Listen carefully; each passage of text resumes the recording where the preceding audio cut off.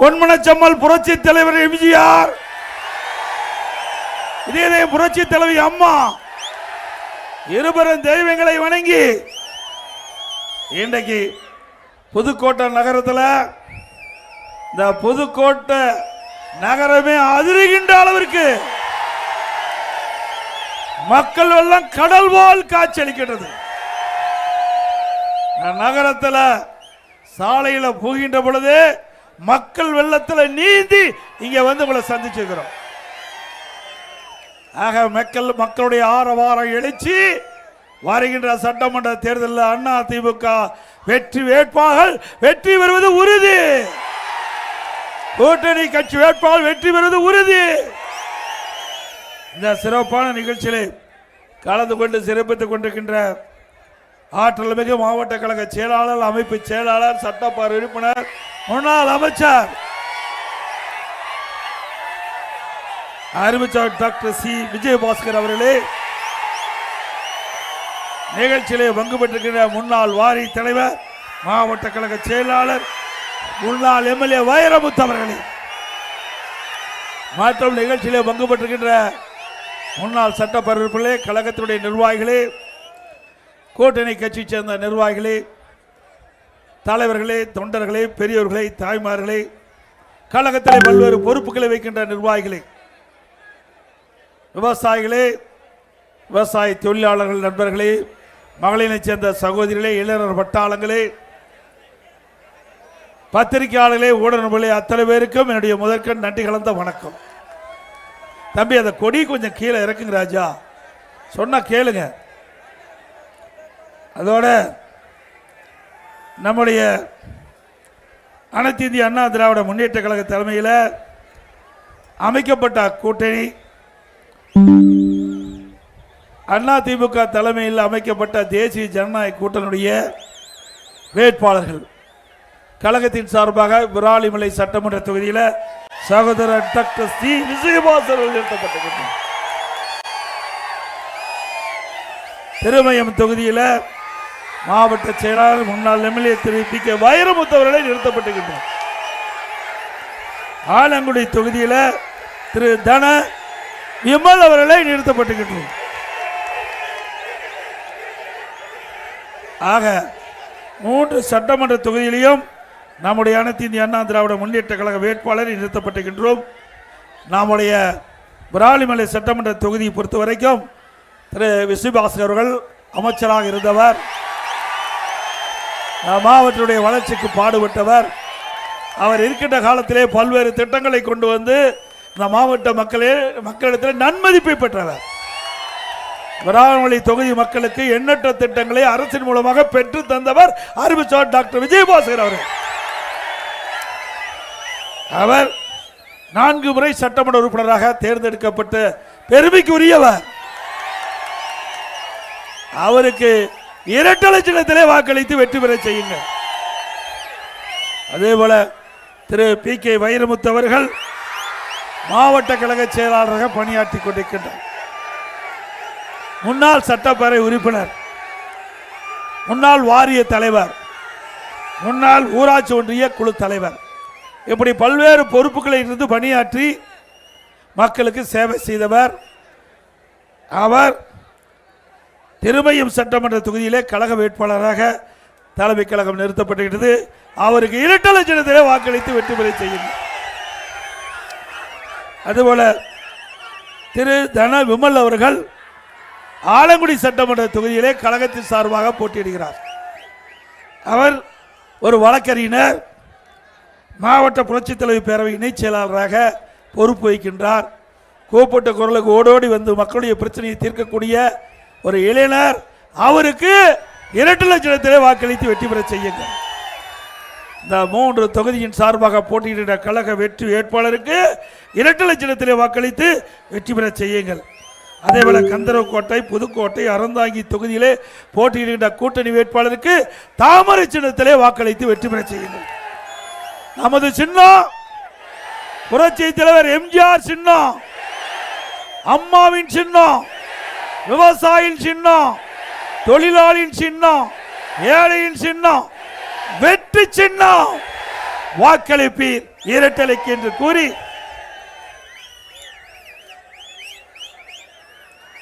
இன்றைக்கு நம்முடைய புதுக்கோட்டை மாவட்டம் ஜல்லிக்கட்டுக்கு பெயர் பெற்ற மாவட்டம். இன்றைக்கு நம்முடைய இளைஞர்கள் ஜல்லிக்கட்டு விளையாட்டிலே ஆர்வம் கொண்டவர்கள். நம்முடைய பாரம்பரிய விளையாட்டு ஜல்லிக்கட்டு விளையாட்டு. இந்த ஜல்லிக்கட்டு போட்டியை நானே நேரடியாக வந்து முதலமைச்சர் இருக்கும் போது துவக்கி வைத்திருக்கின்றேன். இந்த ஜல்லிக்கட்டு காளையை எப்படி ஒரு தாய் தன் பெற்ற குழந்தையை வளர்ப்பார்களோ அதுபோல நம்முடைய விவசாய பெருமுடைய மக்கள், வேளாண் பெருமக்கள் இந்த ஜல்லிக்கட்டு காளையை குழந்தையை போல் வளர்க்கின்ற காட்சி நாம் பார்த்திருக்கிறேன். நான் ஒவ்வொரு நிகழ்ச்சிக்கு போகும்போதும் ஆரம்பித்த விஜயபாஸ்கர் அங்கே அற்புதமான காளைகளை நிறுத்தி வைத்திருப்பார். அப்படி காளைகளை வளர்த்து ஜல்லிக்கட்டு போட்டியிலே நடைபெறுவதற்கு இந்த மாவட்டம் பெயர் பெற்ற மாவட்டம் என்பதிலே சந்தேகமில்லை. ஆகவே இந்த ஜல்லிக்கட்டு போட்டி அனுமதியோடு நடைபெறுகின்ற இடத்துல அதிமுக ஆட்சி வளர்ந்தவுடனே இந்த ஜல்லிக்கட்டு போட்டி நடைபெறுகின்ற இடத்திற்கு 5 லட்சம் ரூபாய் அரசின் சார்பாக நிதி ஒதுக்கி அளிக்கப்படும். இரண்டாவது, இந்த ஜல்லிக்கட்டு போட்டியிலே கலந்து கொண்டு அந்த இளைஞர்கள் ஏதாவது காளைகள் தாக்கப்பட்டு உயிரிழக்க நேரிட்டால் அவருடைய குடும்பத்திற்கு 10 லட்சம் ரூபாய் வழங்கப்படும். அது மட்டுமல்ல, இந்த ஜல்லிக்கட்டு போட்டியில் கலந்து கொண்டு பதிவு செய்ய இளைஞர்கள் அவர்கள் பாதிக்கப்படுகின்ற பொழுது அவர்களுக்கு காப்பீடு செய்து கொடுக்கப்படும். காப்பீட்டு தொகை அரசாங்கமே செலுத்தும் பிரிமியத்தை. அந்த வீர விளையாட்டு மேலும் பொலிவோடு வலிவோடு அதிமுக ஆட்சியிலே நடத்துவதற்கு இந்த இளைஞர் பட்டாளர்களுக்கு துணை நிற்கும் அதிமுக அரசாங்கம். அதே போல இன்றைய தினம் ஸ்டாலின் பேசியிருக்கிறார் கூட்டத்தில், திமுக கூட்டத்தில் பேசியிருக்கிறார். தமிழகம் அமைதி பூங்காவா இருக்குதா? பாவம், பொம்மை முதலமைச்சர் தெரிஞ்சா தானே நாட்டை பற்றி. அந்த காலத்தில் நம்ம சினிமாவெல்லாம் பார்ப்போம். அப்போ அரசர் வீட்டை விட்டே வரமாட்டார். அங்கே இருக்கிற தளபதி போய் அரசர்கிட்ட சொல்லுவாங்க. அரசர் கேட்பார், நாட்டில் மக்கள் எப்படி வாழ்கிறார்? ஆகா, அழகாக வாழ்கிறார். இன்றைக்கு மீண்டும் வேளாண் பெருமக்கள்லாம் எப்படி இருப்பான்னு கேட்பார். மாதம் மும்மாரி மழை பெய்கிறது அரசாங்கமே அரசரே சொல்லுவாங்க. அதை போல அரசு அதிகாரிகளை கேட்டு அரசு நடத்துகின்ற முதலமைச்சர் இன்றைய முதலமைச்சர், பொம்மை முதலமைச்சர். சட்ட ஒழுங்கு சிறப்பா இருக்குதான். நாடே சந்தி சிரிச்சு கொண்டிருக்குது. சந்தி சிரிக்குது, சட்ட ஒழுங்கு உண்மைதானே? எப்ப எங்க பார்த்தாலும் கொலை, கொல்ல, திருட்டு, வாலிப்பறிவு, பாலியல் வன்கொடுமை நடக்காத நாளே இல்லை. தொலைக்காட்சி திறந்தா இந்த செய்தி தான் வெளியே வருது, பத்திரிகை திறந்தா இந்த செய்தி தான் வருது. இதையெல்லாம் எதனால் நடக்குது? போதை ஆசாமியால் நடக்குது. கிராமத்திலிருந்து நகர வரை சந்து பொந்து மூலம் முடுக்கு எல்லா இடத்திலும் கஞ்சா விற்பனை அமோகமா நடக்குது திமுக ஆட்சியில். எது கிடைக்குதா இல்லையோ, கஞ்சா தாராளமா கிடைக்குது. இந்த கஞ்சா போதை ஆசாமியால் குற்ற நிகழ்வுகள் அதிகரித்துக் கொண்டிருக்கிறது தமிழகத்தில். பலமுறை சட்டமன்றத்திலே இந்த அரசுடைய கவனத்திற்கு கொண்டு வந்தோம். ஆனா அந்த அரசாங்கம் செவிசாய்க்கவில்லை. இதை தடுத்து நிறுத்த எந்த முயற்சியும் எடுக்கவில்லை. ஏனென்றால் இந்த கஞ்சா விற்பனைக்கு துணை நிற்பது ஆளுங்கட்சியை சேர்ந்தவர்கள் தான். அப்புறம் எங்க போய் கஞ்சா ஒழிக்க முடியும்?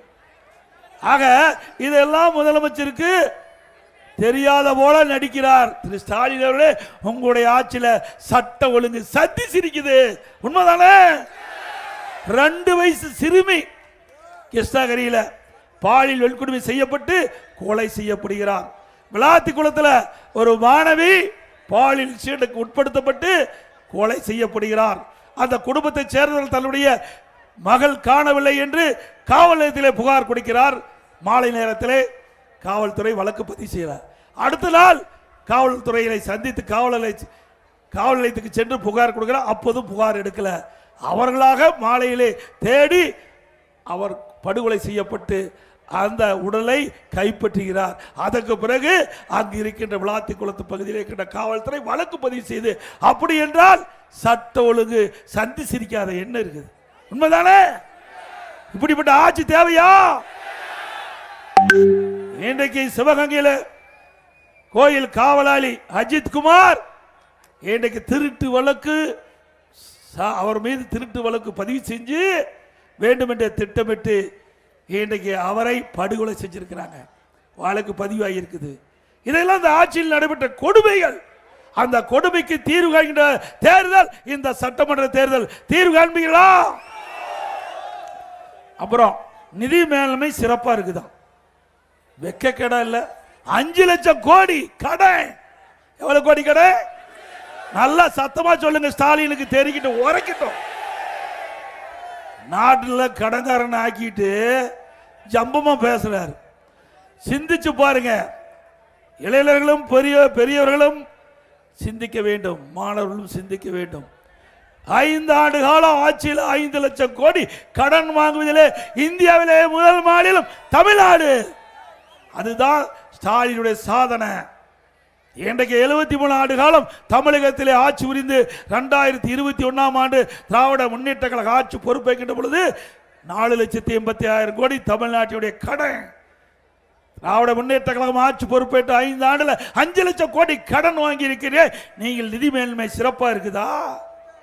கடன் வாங்கி ஆட்சி செய்வதற்கு யார் வேணாலும் செய்யலாம். இந்த புதுக்கோட்டையில் இருக்கிற ராமசாமி, சின்னசாமி, குப்புசாமி கூட கடன் வாங்கி ஆட்சி செய்யலாம்ல. அந்த கடனை யார் திருப்பி செலுத்துவது? இந்த கடனை யார் திருப்பி செலுத்துவது? நாம தாங்க செலுத்த முடியும்.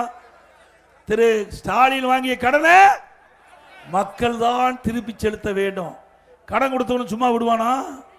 நம்ம ஒரு 2 சக்கரம் வாங்கணும் வாங்குறோம், 4 சக்கரம் வாங்குறோம். கடன் ஒரு டியூ கட்டலினா வண்டி தூக்கிட்டு போயிடறான்.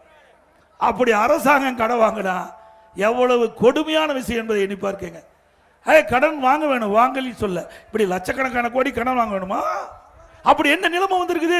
அப்படி எதையாவது புதிய திட்டம் இந்த ஆட்சியில் கொண்டாந்துருக்கீங்களா? அதுவும் இல்லை. 2020-21 அண்ணா திமுக ஆட்சியில் இருந்த வருவாயை விட 2024-25 திமுக ஆட்சியில் 1,36,000 கோடி கூடுதலாக வருவாய் வருது. ஒரு பக்கம் கூடுதல் வருவாய், ஒரு பக்கம் கடன் வாங்குறீங்க. புதிய பெரிய திட்டம் எதுவும் இல்லை. ஏற்கனவே போட்ட திட்டத்தை நிறுத்திட்டாங்க. காவிரி வைகை குண்டாறு திட்டம் எப்பேற்பட்ட திட்டம்? தமிழ்நாட்டில் மாநில அரசாங்க நிதி, மாநிலத்தினுடைய சொந்த நிதி இதுவரைக்கும் 14,000 கோடி எந்த திட்டத்துக்கு மாநில அரசாங்க நிதி ஒதுக்கீடு செய்யல. அப்படி இந்த சிவகங்கை மாவட்டம் பசுமை நிறைந்த மாவட்டமாக, வேளாண் பெருமக்களுக்கு உதவிகளை நீட்டுகின்ற மாவட்டமாக, திட்டமாக புதுக்கோட்டை மாவட்டம். இந்த மாவட்டம் 5 மாவட்டம் பயன்பெறுது. திருச்சி மாவட்டம், புதுக்கோட்டை மாவட்டம், சிவகங்கை மாவட்டம், விருதுநகர் மாவட்டம், அதே போல இன்றைக்கு ராமநாதபுரம் மாவட்டம். 5 மாவட்ட விவசாயி பயன்பெறுவதற்காக இந்த திட்டத்தை கொண்டு வந்தோம். மேட்டூர் அணையிலிருந்து வெளியேறுகின்ற உபரி நீர் இந்த கால்வாய் வெட்டி இந்த பகுதியில் இருக்கின்ற ஏரி, குளம், குட்டை எல்லாம் நிரப்பி நிலத்தடியை உயர்த்தி வேளாண் பெருமக்களுக்கு தேவையான நீர், விவசாயிகளுக்கு தேவையான நீர், குடிப்பதற்கு தேவையான நீர், வேளாண் பெருமக்களுக்கு மட்டுமல்ல விவசாய தொழிலாளிக்கு நிரந்தர வேலைவாய்ப்பு கிடைக்கும். வறட்சி என்ற பெயர் மறந்து, வறட்சி என்ற பெயர் மறைந்து பசுமையான மாவட்டம் புதுக்கோட்டை மாவட்டம் என்ற பெயரை பெறுகின்ற திட்டம். இந்த மாவட்டத்தினுடைய 100 ஆண்டு காலம் இந்த விவசாயிகள் எதிர்பார்த்துக்கிட்டு இருந்தாங்க. இந்த விவசாயிகள் குரல் கொடுத்துக்கிட்டு இருந்தாங்க. அந்த 100 ஆண்டு காலம் குரல் கொடுத்ததின் விளைவு இந்த காவிரி வைகை குண்டாறு திட்டத்தை அதிமுக அரசு திட்டமிட்டு அதற்கு நிதி ஒதுக்கீடு செய்து டெண்டர் விட்டு முதல் அடிக்கல் நாட்டு புதுக்கோட்டை மாவட்டத்தில் செஞ்சோம். அந்த திட்டத்தையும் நிறுத்திக்கிட்ட. அந்த திட்டத்தையும் இப்படிப்பட்ட ஆட்சி தொடர வேண்டுமா? விவசாயியுடைய விரோத ஆட்சி நாட்டுக்கு தேவையா? இந்த நாட்டுக்கு உணவளிக்கின்றவர் விவசாயி. இரவென்றும் பகலென்றும் பாராமல் உழைக்கின்றவர் விவசாயி, வெயிலையும் மழையும் பொருட்படுத்தாமல் உழைக்கின்றவர் விவசாயி, ரத்தத்தை வீர்வியா மண்ணிலே சிந்து உழைத்து நாட்டு மக்களுக்கு உணவளிக்கின்ற விவசாயியை புறக்கணிக்கின்ற அரசு நாட்டுக்கு தேவையா? சிந்திச்சு பாருங்க. விவசாய பணி என்பது கடுமையான பணி. நானும் ஒரு விவசாயி என்ற முறையிலே அனுபவ ரீதியாக இந்த நேரத்தில் பேசிக்கொண்டிருக்கின்றேன். விவசாயி படுகின்ற துன்பம் அதை களையப்பட வேண்டும். அது பிரதான கோரிக்கையா விவசாயிகள் வைத்தாங்க. அந்த கோரிக்கையை முதன்மையாக வைத்து தான் குடிமராமத்து திட்டத்தை கொண்டு வந்து ஏரி குளம் குட்டை எல்லாம் விவசாயிகள் பங்களிப்போடு தூர்வாரப்பட்ட வண்டல் மண் விவசாயிக்கு விலை இல்லாம கொடுத்தோம். இது அதிமுக ஆட்சியுடைய சாதனை. அந்த திட்டத்தை நிறுத்திட்டாங்க. மீண்டும் அதிமுக ஆட்சிக்கு வந்தா இந்த காவிரி வைகை குண்டாறு திட்டம் சிறப்பாக செயல்பட்டு பயன்பாட்டுக்கு கொண்டு வருவோம். அதே போல ஏரி குளம் குட்டையெல்லாம் குடிமராமத்து திட்டத்தின் மூலமாக தூர்வாரப்படும் விவசாய பங்களிப்போடு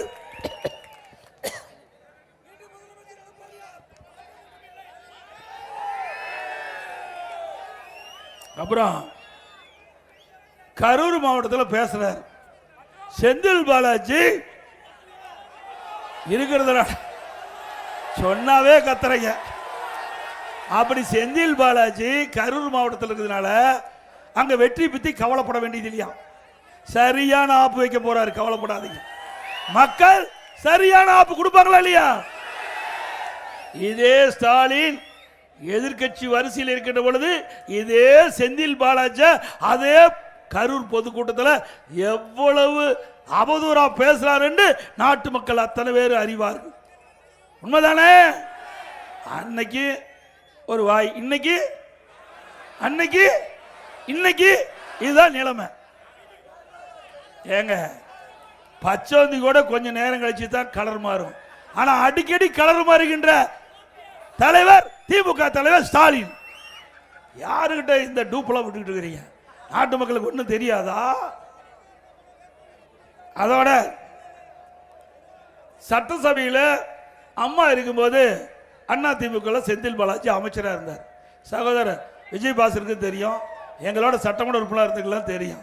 அப்பொழுது திரு ஸ்டாலினை பற்றியும் திரு கருணாநிதி பற்றியும் செந்தில் பாலாஜி பேசுறது அவை குறிப்பில் இருக்குது, எவராலையும் எடுக்க முடியாது. இப்படி பேசுவார் தெரிஞ்சா நான் அப்படி கொண்டு வந்திருப்பேன். என்னென்னலாம் பேசுறாரு நாட்டு மக்கள் தெரிவதற்காக. திரு ஸ்டாலின் கரூர்ல என்ன பேசினாரு விஜய் பாஸ்கரை பத்தி, திரு செந்தில் பாலாஜி சட்டமன்றத்தில் திரு கருணாநிதி ஸ்டாலின் என்ன பேசினார், அதே போல சட்டமன்றத்தில் ஸ்டாலின் திரு செந்தில் பாலாஜி என்ன பேசினார், எல்லாம் கைவசம் இருக்குது ஸ்டாலின் அவர்களே. அடுத்த கூட்டத்தில் இதையெல்லாம் மக்களுடைய கவனத்திற்கு கொண்டு போகப்படும் ஆதாரத்தோடு. அப்புறம் செந்தில் பாலாஜினா ஞாபகம் வருது என்ன, இப்படி ட்ரேட் மார்க் உள்ளவர், ஐஎஸ்ஐ முத்திரை பதித்தவர் யாரு? எதுல பதிச்சாரு? 10 ரூபாயில ஐஎஸ்ஐ பதிச்சுட்டார். 10 ரூபாயில ஐஎஸ்ஐ முத்திரை பதித்தவர். அவரை புகழ்றார். என்னை விட உங்களுக்கு அதிகமா தெரியுது.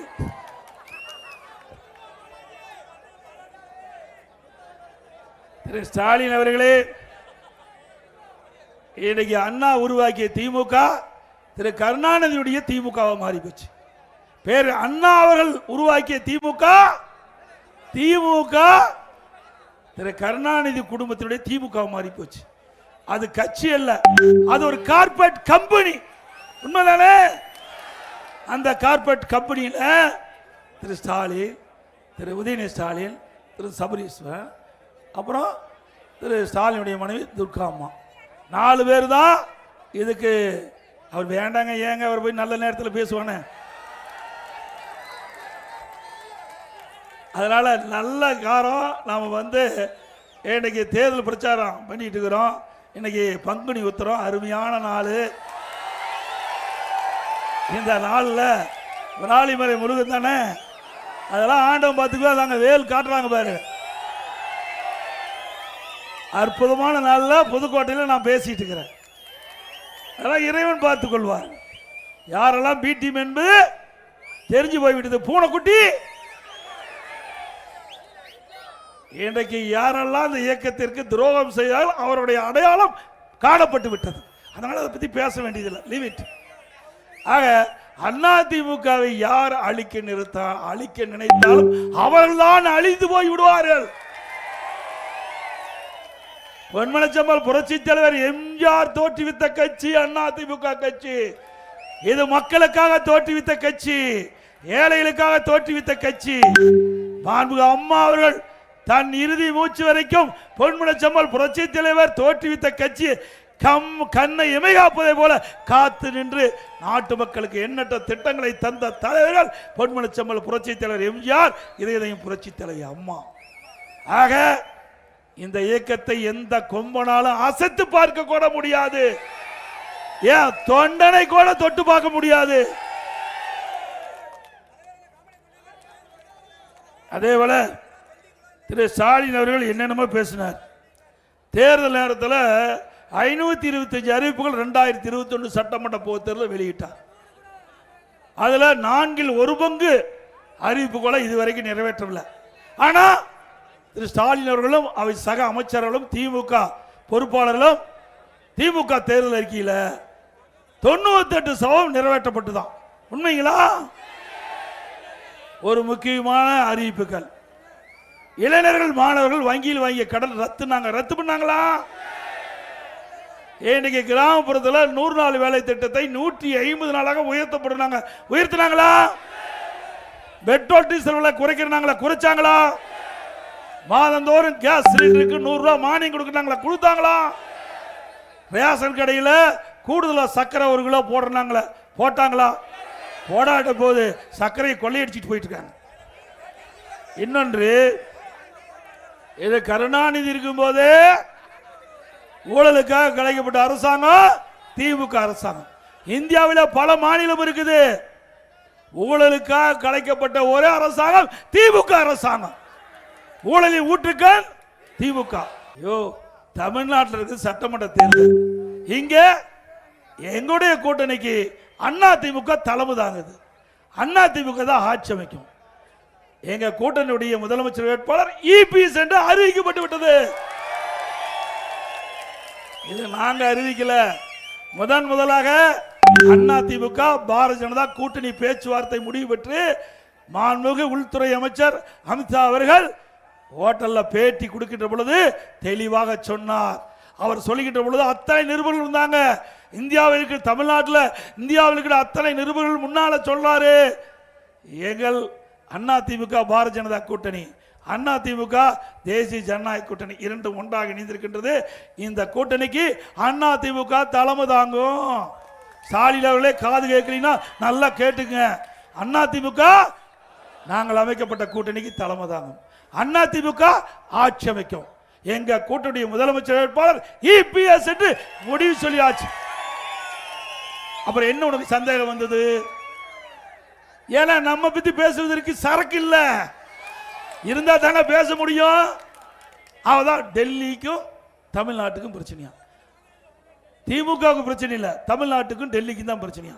ஆமா, டெல்லியில தான் காங்கிரஸ் இருக்குது, அங்கதான் பிரச்சனை நடந்துகிட்டு இருக்குது. திமுகவுக்கும் டெல்லிக்கும் பிரச்சனைனா, அங்க தமிழ்நாட்டுக்கும் டெல்லிக்கும் பிரச்சனைனா, அண்மையில் 20 நாட்கள் கூட்டணி பிரச்சனை யாருக்கு நடந்தது? திமுகவுக்கும் காங்கிரஸ் தான் நடந்தது. காங்கிரஸ் டெல்லியில் தான் இருக்குது, இங்கேயே தலைமை அலுவலகம் இருக்குது, டெல்லியில் தான் தலைமை அலுவலகம் இருக்குது. ஆக ஸ்டாலின் சொல்வது நியாயம்தான், அதுலேயும் ஒரு உண்மை இருக்குது. காங்கிரஸுக்கும் திமுகவுக்கும் தான் இன்றைக்கு பிரச்சனை. இதுக்கு முந்தி எப்போ பார்த்தாலும் இந்தியா கூட்டணி பார், எங்க காணாத போச்சே தெரியல. இந்தியா கூட்டணி இவர் எந்த கட்சிக்கு எந்த கூட்டணிக்கு போனாலும் அந்த கூட்டணி காணாம போயிடும். அப்படி ராசியான மனிதர் ஸ்டாலின். பிறகு ஸ்டாலின் தலைமையில் நிறைய கட்சி கூட்டணியில் இருக்குதான். திரு ஸ்டாலின் அவர்களே, நீங்க விளம்பரப்படுத்துதல் மன்னன், யாரும் நினைச்சு பார்க்க முடியாத அளவுக்கு விளம்பரத்திலேயே காலத்தை தள்ள ஒரே அரசாங்கம் திமுக அரசாங்கம் தான். வெற்றி விளம்பரம். ஏற்கனவே 2001 எந்தெந்த கட்சிகள் திமுக கூட்டணியில் இருந்தோ அந்த கட்சி தான் இப்பொழுதும் கூட்டணியில் அங்கம் வைக்கிறது திமுக தலைமையில். ஒன்று புதுசாக போய் சேர்ந்துருக்குது 1/2% ஓட்டு, அது என்னன்னு தெரியும். எவ்வளவு ஓட்டு? அதுக்கும் உயிர் கொடுத்தது நாம தான். அது ஐசியூல இருந்தது தம்பி, டாக்டருக்கு தெரியும்.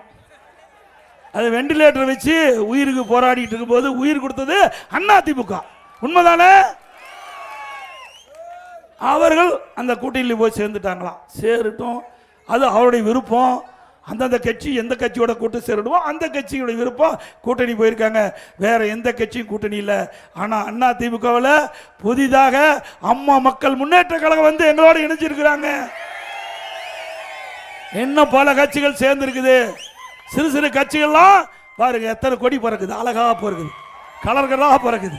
இதையெல்லாம் நம்முடைய கூட்டணிக்கு பலம் சேர்க்கின்ற கட்சிகள். சிறிய கட்சி பெரிய கட்சி நம்ம பிரிச்சு பார்க்கறதில்ல.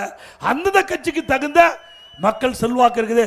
அதையெல்லாம் நாம் முறையாக பயன்படுத்தி தேர்தலை சந்தித்து மக்கள் விரோத திமுக ஆட்சி, மக்கள் விரோத திமுக கூட்டணியை வீழ்த்துவோம். வீழ்த்துமுல்ல. அதோட இன்றைக்கு மாணவர்கள் இளைஞர்கள் போதைக்கு அடிமையாகி சீரழியக்கூடிய காட்சி இந்த ஆட்சியில் தான் பார்க்கப்படுகிறது. அதிமுக ஆட்சி அமைந்தவுடனே 3 மாதத்தில் தமிழகத்தில் கஞ்சா என்ற போதைப் பொருள் இல்லாத மாநிலமாக உருவாக்குவோம். சட்டத்தின் ஆட்சி நடக்கும் அதிமுகவில். அதிமுக ஆட்சி கிட்ட பொழுது போதைப் பொருள் நடமாட்டத்தை முற்றிலும் ஒடுக்கணும். அதுக்கு தேவையான நடவடிக்கை எடுத்தோம். அதே போல மீண்டும் அதிமுக ஆட்சி தமிழகத்திலே மலரும் உங்கள் துணையோடு. அப்பொழுது இந்த கஞ்சா விற்பனை அறவாக தமிழகத்திலே ஒழிக்கப்படும். அது எங்களுடைய லட்சியம். அதே போல இது உங்களுக்கு நல்லா தெரியும்.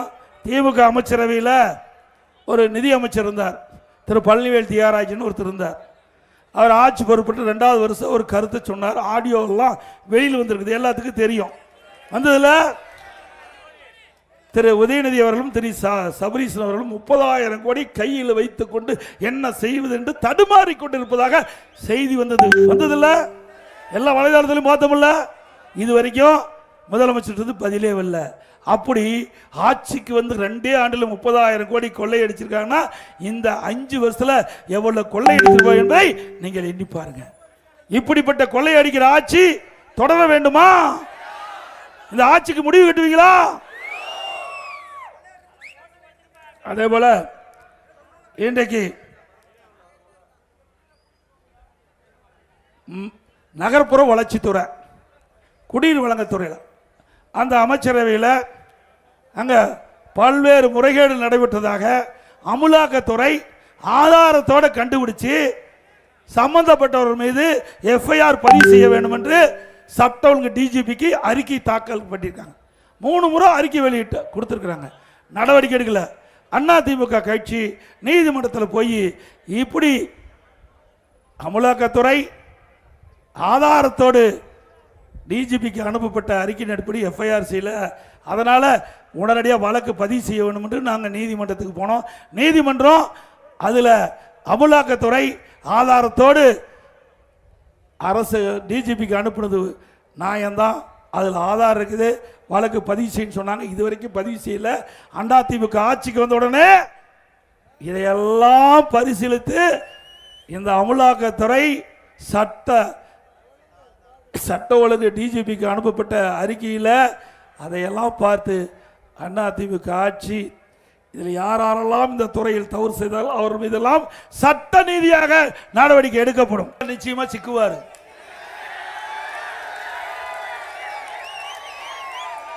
வேட்டி மாத்தி கட்டிட்டு போனவர் தானே உண்ட வீட்டுக்கு அப்படிப்பட்டவர் ஆண்டவன் மன்னிப்பாரா? சிந்திச்சு பாருங்க. எவ்வளவு பேர் ரத்தத்தை விரிவா சிந்தி உழைத்த அதிமுக கட்சிக்காரரு இவரை எம்எல்ஏ ஆகிறதுக்கு எத்தனை பேர் பாடுபட்டிருப்பாங்க. அதிமுக கட்சி தொண்டை மாண்புமிகு அம்மா அவர்கள் அவருக்கு ஒரு பெரிய அடையாளத்தை கொடுத்தார், அமைச்சர் என்ற அடையாளத்தை. அந்த அடையாளத்தை வச்சு தானே திமுக போய் அடைக்கலம் வந்திருக்கிறீங்க. இல்லைன்னா அந்த ரகுபதி யாருன்னு தெரியுமா? அடையாளம் காட்டப்பட்டது அனைத்து இந்திய அண்ணா திராவிட முன்னேற்ற கழகம். அவர் வெற்றி பெறுவதற்கு உழைத்தவர் அனைத்து இந்திய அண்ணா திராவிட முன்னேற்ற கழக தொண்டை. அமைச்சரவையில் இடம் கொடுத்தது அம்மா. அப்படி இந்த இயக்கத்திற்கு துரோகம் விளைச்சவர்கள் எவரும் வாழ்ந்த சரித்திரம் இல்லை. இவர்தான் இப்படின்னா திமுகவில் அண்ணா திமுகவில் இருந்து திமுகவுக்கு போய் 8 அமைச்சர் அங்க இருக்கிறாங்க. அங்க கட்சியில் ஆள் இல்லை, திமுகவில் ஆள் இல்லை. 8 பேர் இப்பொழுது அமைச்சரா இருக்கிறாங்க. இப்பொழுது 19 பேர் அண்ணா திமுக இருந்து போய் சட்டமன்ற உறுப்பினருக்கு வேட்பாளராக அறிவிக்கப்பட்டிருக்கு. 19 பேர் அண்ணா திமுக இருந்து வெளியேறி திமுக இணைந்து வேட்பாளர் அறிவிச்சிருக்காங்க. அங்க ஆளு கிடையாதுங்க, கூடாரம் காலி ஆகி போச்சு. மக்களுடைய செல்வாக்கு இழந்துட்டாரு. அதுதான் ஸ்டாலின் ஏதோ உளறிக்கிட்டு இருக்கார். தமிழ்நாட்டுக்கும் டெல்லிக்கும் தான் பிரச்சனைனா சிரிக்க மாட்டாங்க மக்கள். இங்க இருக்கிற மக்களுக்கு தெரிகிறது கூட இந்த நாட்டை ஆளுகிட்ட முதலமைச்சருக்கு தெரியல. இவர்கிட்ட போய் நாட்டை கொடுத்த என்ன ஆகுதுன்னா நான் சொல்லக்கூடாது, நீங்களே சொல்லிட்டீங்க. இந்த ஆட்சியில் வெண்ணெய் முட்டுகின்ற அளவுக்கு உணவுப் பொருள் விலை உயர்ந்து விட்டது. இன்றைக்கு ஏழை எளிகள் கடுமையாக பாதிக்கப்பட்டாங்க. இன்றைக்கு உணவுப் பொருள் விலை, அரிசி விலை, இன்றைக்கு பச்சரிசி அண்ணா திமுக ஆட்சி இருந்த விட இப்போ கிலோவுக்கு 25 ரூபா ஏறி போச்சு. பொன்னி புழுங்கல் அரிசி அண்ணா திமுக ஆட்சி இருந்த விட இப்பொழுது கிட்டத்தட்ட 25 ரூபா உயர்ந்து விட்டது. இட்லி புழுங்கல் அரிசி அண்ணா திமுக ஆட்சி இருந்ததை விட இந்த ஆட்சியில் 30 ரூபா உயர்ந்து போச்சு. கடல் எண்ணெய் அண்ணா திமுக ஆட்சி விட இந்த ஆட்சியில் 70 ரூபா உயர்ந்துடுது. நல்லெண்ணெய் 1 கிலோ அண்ணா திமுக ஆட்சியில் விற்பதை விட இப்போ 100% ஏறி போச்சு. துவரம் பருப்பு கிட்டத்தட்ட 46 ரூபா ஏறி போச்சு. உளுத்தம் பருப்பு கிட்டத்தட்ட 41 ரூபா ஏறி போச்சு. இப்படி விலை விண்ணை முட்டுகின்ற அளவுக்கு உணவுப் பொருள் விலை உயர்ந்து போச்சு. இதை பற்றிலாம் இந்த முதலமைச்சருக்கு கவலையே கிடையாது. யாரை கேடுகிட்டு போனேன்னு ஏழைகள் பாதிக்கப்படுவது இந்த அரசுக்கு கொஞ்சம் கூட கவலை இல்லை. ஒரு காலையில் நடபாதை மேற்கொண்டிருக்கார் ஸ்டாலினும் மக்கள் நல்வாழ்வுத்துறை அமைச்சர். யார் உங்களுக்கு தெரியும், நம்ம அமைச்சர்ல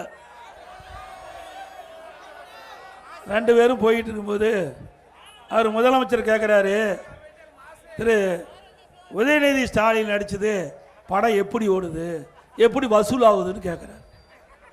அதுதான் நாட்டுக்கு முக்கியமா?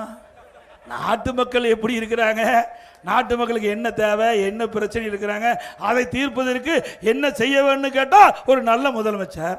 அதை விட்டுட்டு அவர் நடவடிக்கை மேற்கொள்கின்ற பொழுது அந்த கூட போன அமைச்சர்கிட்ட கேட்கறது இதை பற்றி கேட்குறார். எவ்வளவு மோசம் பாருங்க, சிந்திச்சு பாருங்க. அதோட இன்றைக்கு திமுக ஆட்சியில் எந்த திட்டமும் சரியில்லாத ஒரு திட்டம். இன்றைக்கு திரு கருணாநிதி முதலமைச்சர் இருந்த நம்ம ஏற்றுக்கொள்ளலாம். அவருக்கு நினைவு மன்றம் கட்டுறாங்க, கட்டுங்க, யாரும் வேண்டாங்கள. ஆனால் அவருக்கு எழுதாத பணம் கூட நடுக்கடலில் வைக்கிறேங்கிறார். யாருடைய பணம்? உங்களுடைய பணம் தானே. எழுதாத பணவை நடுக்கடலில் கொண்டு வைக்கணுமா? ஆனால் பேனா வைங்க, நாங்கள் வேண்டாங்களே. உங்கள் அப்பா நினைவு மன்றத்துக்கு எதிரில் ஒரு 2 கோடியில் ஒரு பேனா வைங்க, யார் வேண்டாங்கிறா? எழுதுகிற பேனாவை அரசு பள்ளியில் படிக்கிற மாணவர் கொடுங்க, அவளை பாராட்டுவாங்க. இதுக்கு 82 கோடி, 1 கோடி 2 கோடி 82 கோடி எழுதாத பேனாவை கடல் வைப்பதற்கு இந்த அரசாங்கம் நிதி ஒதுக்கீடு செய்தான். எப்பேற்பட்ட அரசாங்கம்! இவர் தான் அப்பா ஸ்டாலின். இப்படின்னா மகன் உதயநிதி கார் பந்தயம் நடத்துறார். இது நாட்டுக்கு அவசியமா? ஏங்க, இன்றைக்கு சென்னை மாநகர மத்திய பகுதியில் பல 100 கோடி ரூபாயில கார் பந்தயம் நடத்துறார். இப்படிப்பட்டவர்கள் நாட்டை ஆண்டா நாடு எப்படி இருக்கும் என்பதை சிந்தித்து பாருங்க. இப்படிப்பட்டவர்கள் நாட்டை ஆள வேண்டுமா? அதோட எல்லா துறையிலையும் ஊழல், எல்லா துறையும் தோண்டி எடுத்து விசாரித்து சட்டப்படி அதிமுக ஆட்சியில் நடவடிக்கை எடுக்கப்படும். இன்னைக்கு திரு ஸ்டாலின் போற இடத்தெல்லாம் பேசுறார். அதிமுக 10 ஆண்டு ஆட்சியில் எதுவுமே செய்யல, வேண்டுமென்று திட்டமிட்டு இன்றைக்கு தமிழகத்திலே ஒரு இருண்ட நிலையை உருவாக்கி விட்டார் என்று ஒரு தவறான கருத்தை, அவதூறான பிரச்சாரத்தை பரப்புகிறார். அதனால அதிமுக ஆட்சியில் புதுக்கோட்டை மாவட்டத்தில் என்னென்ன திட்டத்தை நிறைவேற்றணும், அதனால் மக்கள் பயன்பெற்றிருக்காங்க என்று விவரத்தை சொல்றேன். காவிரி, வெள்ளாறு, வைகை, குண்டாறு செஞ்சமல்ல, 14,000 கோடி நிதி செஞ்சோம். அதை முடக்கி வச்சிருக்கிறீங்க. மீண்டும் அதிமுக ஆட்சிக்கு உடனே இந்த காவிரி வெள்ளாறு வைகை குண்டாறு இணைப்பு திட்டம் நிறைவேற்றப்படும். அதே போல புதுக்கோட்டையில் அம்மா இருக்கின்ற பொழுது மருத்துவக் கல்லூரி கொடுத்தாங்க. பிரம்மாண்டமான மருத்துவக் கல்லூரி மருத்துவமனை 400 கோடி நாங்க கொடுத்தோம். தனி 400 கோடி இன்றைக்கு இந்த பணியெல்லாம் முடிக்கப்பட்டு நானே நேரடியாக வந்து இந்த மருத்துவக் கல்லூரி மருத்துவமனை திறந்து வச்சேன். இந்த புதுக்கோட்டை மாவட்ட மக்களுக்கு இந்த அரசு மருத்துவமனையில் அற்புதமான உயர்தர சிகிச்சை கிடைக்கக்கூடிய அளவிற்கு அதிமுக ஆட்சியில் இந்த மருத்துவமனையை இந்த மாவட்ட மக்களுக்கு திறந்தோம். அது மட்டுமல்ல, உங்களுடைய மக்கள் நல்வாழ்வுத்துறை அமைச்சர் இருந்த அறிவிச்சார் விஜயபாஸ்கர் அவர்கள் எங்கள் மாவட்டத்திற்கு பல் மருத்துவக் கல்லூரி வேணும் கேட்டார். பல் மருத்துவக் கல்லூரி வேணும், அதையும் கொடுத்தது அதிமுக அரசாங்கம். நானே அடிக்கல் நாட்டினேன். இப்படி குண்டாறு காவிரி வைகை குண்டாறு திட்டம், அதே போல மருத்துவக் கல்லூரி மருத்துவமனை பல் மருத்துவக் கல்லூரி, இது மூன்றும் முக்கியமான திட்டம். இப்படி ஒரு திட்டத்தையாவது இங்க இருக்கிற அமைச்சர் நிறைவேற்றி தந்திருக்காங்களா? எல்லாம் கொள்ளை அடிப்பதிலே மன்னர்களா இருக்கிறாங்க. நாட்டு மக்களை பற்றி கவலைப்படல, இந்த மாவட்ட மக்களை பற்றி கவலைப்படல. ஆனா அதிமுக ஆட்சியில் பல சாதனைகள் இந்த மாவட்டத்தில் செஞ்சிருக்கிறோம். நெஞ்ச நிமித்தி உங்களை வந்து சந்திக்கிறோம். அந்த தில்லு திராணி இந்த மாவட்ட அமைச்சருக்கு இருக்குதா? பல அரசு நடுநிலைப் பள்ளிகள், உயர்நிலைப் பள்ளிகள், உயர்நிலைப் பள்ளியாகவும் உயர்நிலைப் பள்ளி மேல்நிலைப் பள்ளியால் தர உயர்த்தணும். தமிழ்நாட்டில் அதிகமாக மேல்நிலைப் பள்ளியில் திறந்தது அதிமுக ஆட்சியில். சட்டமன்றத்தில் இந்த பள்ளி கல்வித்துறை அமைச்சர் சொல்றாரு 200 பள்ளி மூடிட்டார், 200 பள்ளியை மேல்நிலைப் பள்ளியை மூடிட்டார். அதுக்கு சொல்றாரு அதிமுக ஆட்சியில் நிறைய திறந்துட்டீங்க, எங்களால் நடத்த முடியலன்னு. இதுக்காக அரசாங்கம் இருக்கணும். பள்ளியை திறந்தது அதிமுக அரசாங்கம், பள்ளியை மூடியது திமுக அரசாங்கம். இதுதான் சாதனை. இவர்கள் நாட்டை ஆண்டா எப்படி இருக்கு என்பதற்கு இதுவே உதாரணம். புதுக்கோட்டை முத்துமாரியம்மன் கோயிலுக்கு தங்க தேர் வழங்கப்பட்டது. புதுக்கோட்டை ஒன்றியம் உள்ளூர் ஊராட்சியில் ஸ்மார்ட் சிட்டி துணைக்கோள் நகர பணிகள் துவக்கி வைக்கப்பட்டது. விராலிமலையை தலையிடமாக கொண்டு புதிய தாலுகா கொடுக்கப்பட்டது. விராலிமலை மற்றும் இழுப்பூரில் மாவட்ட உரிமையில் மற்றும் குற்றவியல் நடுவரிடம் அமைக்கப்பட்டது. சிந்தனவாசல் சுற்றுலா தலமாக மேம்பாடு, புதிய நுழைவாயில், புதுப்பிக்கப்பட்ட குகை ஓவியங்கள், புதிய சிறுவர் பூங்கா, இசை நீரூற்று மற்றும் படகுகள். அது மட்டுமல்ல, அறந்தாங்கியில அரசு கலை மற்றும் அறிவியல் கல்லூரி நாங்கள் கொடுத்தோம். கரம்பக்குடியில அரசு பாலிடெக்னிக் கொடுத்தது அதிமுக ஆட்சியில். அதே போல 6000க்கு மேற்பட்டவர்களுக்கு வேலைவாய்ப்பை வழங்க வேண்டும் என்ற அடிப்படையில் ஐடிசி உணவு பண்டங்கள் தயாரிக்கும் தொழிற்சாலை அதிமுக ஆட்சியில் நானே வந்து நேரடியாக திறந்து வச்சேன். விராலிமலையில் புதிய கால்நடை மருத்துவமனை அமைக்கப்பட்டது. அதே போல விராலிமலை மலர் குளம் சீரமைத்து ஃபேவர் பிளாக் சாலை அமைக்கப்பட்டது. அருட்சகோதரின் வேண்டுகோளுக்கு இணங்க இழுப்பூரில் உயர்நிலைப் பள்ளியை மேல்நிலைப் பள்ளியாக தரம் உயர்த்தப்பட்டது. மேலும் மாணவ மாணவிகளுக்கு இருக்கைகள் வழங்கப்பட்டது. குடிசை மாற்று வாரியத்தின் மூலம் வீடில்லாத ஏழை குடும்பங்களுக்கு அடுக்குமாடி குடியிருப்பு வீடு வழங்கப்பட்டது. காவிரி கூட்டுக்குடி திட்டம் சுமார் 574 கோடியில் 2 திட்டத்தை நிறைவேற்றணும். புதுக்கோட்டை மாவட்டத்தில் இருக்கின்ற 769 கிராமங்களுக்கும் பாதுகாக்கப்பட்ட காவிரி தண்ணீரை கொடுத்த அரசாங்கம் அதிமுக அரசாங்கம். அம்மா கொடுத்தாங்க. எம்ஜிஆர் நூற்றாண்டுல நான் திறந்து வச்சேன். திருமயத்தில் போக்குவரத்து புதிய பணிமனை அமைக்க 1 கோடி ஒதுக்கியது. மாவட்டம் முழுவதும் ஒருங்கிணைந்த நீதிமன்ற புதிய கட்டிடம். பொன்னமராவதியில் புதிய கருவிலும் கொண்டு வரப்பட்டது. மாவட்டம் முழுவதும் ஆரம்ப சுதாரணைகள் 30 படுக்கை கொண்ட கட்டிடம் கட்டப்பட்டு தரம் உயர்த்தப்பட்டது. மாவட்டம் முழுவதும் சாலைகள் அகலப்படுத்தும் சாலை மேம்பாடுகள் புதிய கட்டப்பட்டன. பொன்னமராவதி பேரூராட்சியில் போக்குவரத்து காவல் நிலையம் அமைக்கப்பட்டது. மாவட்டம் முழுவதும் மேலத்தானியம் ஆதிராட மாணவர்களுக்கு புதிய தங்கும் விடுதி கட்டப்பட்டது. மாணவர் விடுதி மாவட்டம் முழுவதும் கட்டி கொடுக்கப்பட்டது. கீழால் நிலைக்கோட்டையில் பிற்பட்ட மாணவர்களுக்கு புதிய தங்கும் விடுதி கட்டப்பட்டது. பொன்னமராவதி நகரப்பட்டியில் புதிய துணை நிலையம் அமைக்கப்பட்டது. அரிமளம் தல்லாம்பட்டியில் புதிய துணை நிலையம் அமைக்கப்பட்டது. இவ்வளவும் அதிமுக ஆட்சியில் செய்த திரு ஸ்டாலின் அவர்களே.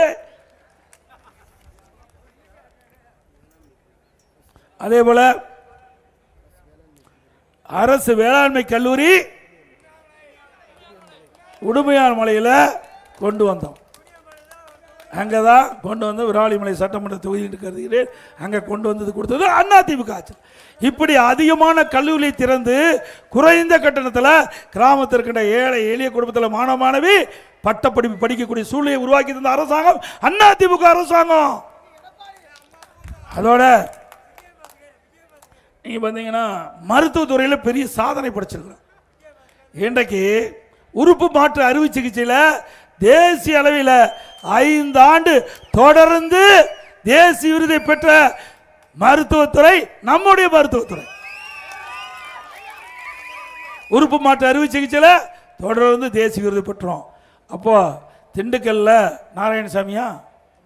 நாராயணசாமி என்ற ஒரு தொழிலாளி 2 கையும் இல்லாத என்னை வந்து சந்திச்சார். 2 கையும் பொறுத்துக்கினார். எங்கேயா பொறுத்த முடியும் 2 கை இல்லாத? இல்லை எங்களுடைய மருத்துவர்லாம் சொன்னாங்க, முதலமைச்சர் நினைத்தா 2 கையும் பொறுத்தலாம்னார். நான் உடனே விஜய் பாஸ்கிட்ட அனுப்பிச்சி வச்சேன். இவர்கிட்ட கூட்டிகிட்டு போய் நீங்கள் மருத்துவரை சந்தித்து இது சாத்தியமாகுமா என்று அவர் ஒரு மெடிக்கல் டீம் போட்டு அதெல்லாம் அவரை சோதனைக்கு உட்படுத்திப்பட்டு இதை செஞ்சு பார்க்கலாங்க அப்படின்னார். சரி, நாங்கள் ஒரு மெடிக்கல் டீமில் இறந்தவர் உடலிலிருந்து 2 கையை வெட்டி அவருக்கு பொருத்தி நலமோடு வளமோடு சிறப்பாக திருமணமாகி குழந்தையோடு இருக்கிறார்.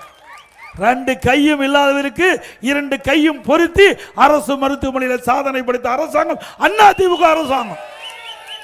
திமுக ஆட்சியில் கால்பந்து வீராங்கனை மருத்துவமனையில் கால் இல்லாத வர்றாங்க, உயிரோட போனா உயிர் இல்லாத வர்றாங்க. இப்படிப்பட்ட ஆட்சி திமுக ஆட்சி.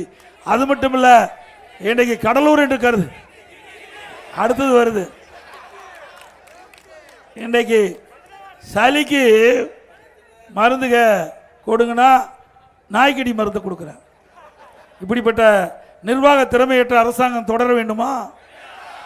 நீங்கள் நாட்டில் பணத்தை திருடுவாங்க, நகையை திருடுவாங்க. ஆனால் இந்த ஆட்சியில் கிட்னியை திருடுறாங்க. எங்க திமுகவுடைய சட்டமன்ற உறுப்பினருடைய மருத்துவமனையில் இப்படி முறைகேடு நடந்திருக்குது. இது யாரு இங்க சோதனை நடத்துறா?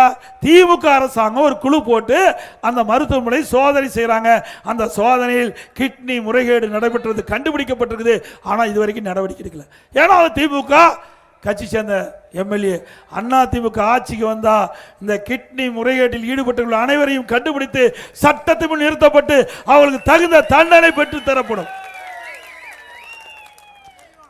இங்க கூட்டத்துக்கு வந்திருக்கீங்க யாரா இருந்தாலும் சரி, உங்களை உற்றார் உறவினர் நண்பர்களாக இருந்தாலும் சரி, கழக நிர்வாகிகளும் சரி, யாராவது திமுக மருத்துவமனை ஆப்ரேஷன் பண்ணியிருந்தா நீங்கள் போய் ஸ்கேன் பண்ணி பார்த்துங்க, உள்ள உறுப்பு இருக்குதா இல்லையான்னு பார்த்துக்கணும். ஏன்னா நாமக்கல் மட்டும் குமராவளையத்தில் ஒரு கிட்னியை எடுக்கிறேன்னு சொல்லி அதே மருத்துவமனைக்கு போய் கிட்னியை போய் எடுத்துருக்கிற கிட்னியை கொடுப்பதாக சொல்லி போய் எடுக்கிறேன்னு சொல்லி அந்த அம்மா போய் ஒரு லேடி போய் கிட்னி கொடுத்துருக்குறாங்க. ஆனால் அந்த அம்மாவுக்கு உடம்பு சரியில்லாத ஸ்கேன் பார்க்கும்போது கல்லீரல் எடுத்துட்டாங்க. அதனால தான் சொல்கிறேன், நீங்கள் உஷாராக இருக்கணும். இனிமேல் திமுக காரன் நடத்துகிற மருத்துவமனைக்கு போய் ஆப்ரேஷன் பண்ணிடுறாங்க. பண்ணினீங்களா உள்ள இருக்கிற உறுப்பு காணாமல் போயிடும். இன்றைக்கு இது நகராட்சி, மாநகராட்சி, பேரூராட்சியில் மின் கட்டணம் 52% உயர்த்திட்டாங்க. 3 ஆண்டில் 5% உயர்த்தி இன்னைக்கு 67% மின் கட்டணம் உயர்வு. எப்படி மக்கள் இந்த மின் கட்டணத்தை கட்ட செலுத்த முடியும்? மின்சாரத்தை தொட்டா தான் ஷாக் அடிக்கும், மின் கட்டணத்தை கேட்டாலே ஷாக் அடிக்கிற நிலை திமுக ஆட்சியில் பார்க்கப்படுகிறது. அதோட கடையில் பீக்கவருக்கு டபுள் சார்ஜ் 2 மடங்கு கட்டணம் வசூல் பண்ணுறாங்க. அதே போல் உள்ளாட்சி துறையில் இந்த நகராட்சியில் இன்றைக்கு வீட்டு வரி 100% உயர்த்திக்கிட்டாங்க. அதிமுக ஆட்சி இருந்ததை விட திமுக ஆட்சியில் 100% வீட்டு வரி உயர்த்திட்டாங்க. ஆண்டுக்கு 6% உயர்வு, 2 வருஷத்தில் 12% உயர்த்திட்டாங்க. 112% வரிய வீட்டு வரியை உயர்த்திட்டாங்க. கடைக்கு 150% வரி உயர்த்திட்டாங்க. ஆண்டுக்கு 6% வரி உயர்த்தப்பட்டது. குப்பைக்கு வரி போட்ட ஒரே அரசாங்கம் திமுக அரசாங்கம். குப்பைக்கு வரி போட்ட அரசாங்கம் திமுக அரசாங்கம். குடி வரியும் உயர்த்திட்டாங்க. இப்படி மக்கள் மீது வரி மேல் வரி போட்ட அரசாங்கம் மீண்டும் தொடர வேண்டுமா? சொல்லிட்டேன்.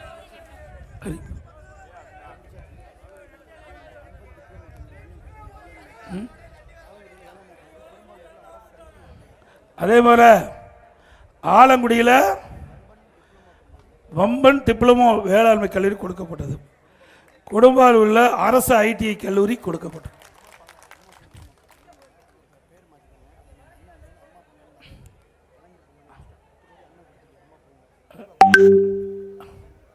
அம்மா பூங்காவை இப்போ கலைஞர் பூங்கான்னு மாற்றிட்டான். இதுதான் இந்த ஆட்சியுடைய சாதனை. பேரை மாற்றி வைக்கிறதுக்கு தான் இந்த ஆட்சி வேணுமா? இப்படிப்பட்ட ஆட்சி வேணுமா? கேவலமா இல்லை. நாம் பெற்ற பிள்ளைக்கு அவன் பேர் வைக்கிறான். ஏதோ அநியாயம் எங்கே போய் சொல்றது? ஆக வரியால் மக்கள் பாதிக்கப்பட்டிருக்கிறாங்க. விலை உயர்வால், அத்தியாவசிய பொருளுடைய விலை உயர்வால் மக்கள் பாதிக்கப்பட்டாங்க. இந்த மக்களுக்கு உதவி செய்ய வேண்டும் அடிப்படையில் அதிமுக தேர்தல் அறிக்கையில் அதிமுக ஆட்சிக்கு வந்தவுடனே எல்லா குடும்ப அட்டைதாரருக்கும் 10,000 ரூபாய் உதவித்தொகை வங்கியிலே செலுத்தப்படும். எல்லா குடும்ப அட்டைதாரர் இருக்கின்ற குடும்ப தலைவருடைய வங்கியில மாதந்தோறும் 2,000 ரூபாய் உதவித்தொகை வழங்கப்படும். எல்லா குடும்ப அட்டைதாரருக்கும் ஃப்ரிட்ஜ் விலை இல்லாமல் வழங்கப்படும். இன்றைக்கு நம்முடைய பெண்கள் பணிக்கு செல்வதற்கும் பணி முடிந்து வீடு செல்வதற்கும் அம்மா இருசக்கர வாகனம் 5 லட்சம் பேருக்கு கொடுக்கப்படும். ஒவ்வொரு அம்மா இருசக்கர வாகனத்துக்கு 25,000 மானியம் கொடுக்கப்படும். அரிசி குடும்ப அட்டைதாரருக்கு ஆண்டுக்கு 3 விலையில்லா சிலிண்டர்கள் வழங்கப்படும். ஒவ்வொரு பொங்கல் என்றும் பொங்கல் தொகுப்பு கொடுக்கிறோம். அதோட 1000 ரூபாய் பொங்கல் பரிசு வழங்கப்படும். ஆண்டுதோறும் தீபாவளி பண்டிகை முன்னிட்டு நம்முடைய பெண்களுக்கு அருமையான பட்டுப்புடவை வழங்கப்படும். அதோட இப்ப மகளிர் தான் நகர பேருந்துல கட்டணம் இல்லாமல் பயணம் செய்யறாங்க. அதிமுக ஆட்சி வந்த பிறகு ஆண்களும் கட்டணம் இல்லாமல் நகர பேருந்துல பயணம் செய்யலாம்.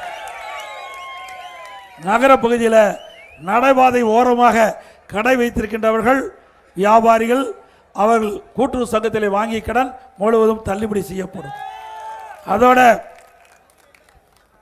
மாற்றுத்திறனாளிகள் கூட்டுறவு சங்கத்திலே வாங்கிய கடன் முழுவதும் தள்ளுபடி செய்யப்படும். விவசாயிகள் தொடக்க வேளாண் கூட்டுறவு சங்கத்தில் வாங்கிய பயிர் கடன் தள்ளுபடி செய்யப்படும். அது மட்டுமல்ல, அம்மா மினி கிளினிக் 2000 அம்மா மினி கிளினிக் திறந்தோம். இந்த ஆட்சியில் ஏழைகளுக்கு சிகிச்சை அளிப்பது கூட பொறுத்து கொள்ள முடியாத முதலமைச்சர் ஸ்டாலின் இப்படி ஏழைகளை வாட்டி வதைக்கின்ற அரசு தேவையா? அதுல அரசியல் கால் பிடிச்சி இதுல என்ன இருக்குது? பிரமாணமா செயல்பட்டு இருந்தது. அம்மா மினி கிளினிக் பிரமாதமா செயல்பட்டது. ஒவ்வொரு அம்மா மினிகளிலையும் ஒரு எம்பிபிஎஸ் டாக்டர், ஒரு செவிலியர், ஒரு உதவியாளர் இருந்தாங்க. மக்கள் அங்கே ஏழை மக்கள் அதிகமாக வசிக்கின்ற பகுதி தேர்ந்தெடுத்து அம்மா மினி கிளினிக் திறந்தோம். அங்கே ஏழைகளுக்கு தரமாக சிகிச்சை அளித்தோம். அது மக்களிடத்தில் மிகப்பெரிய வரவேற்பு. அது பொறுக்க முடியாத திமுக ஆட்சியில் மூடிட்டாங்க. அண்ணா திமுக ஆட்சி உங்கள் துணையோடு மலரும். மீண்டும் அம்மா மினி கிளினிக் தமிழகத்திலே தொடங்கப்படும். அம்மா உணவும் சிறப்பாக செயல்படும். தரமான உணவு கொடுக்கப்படும்.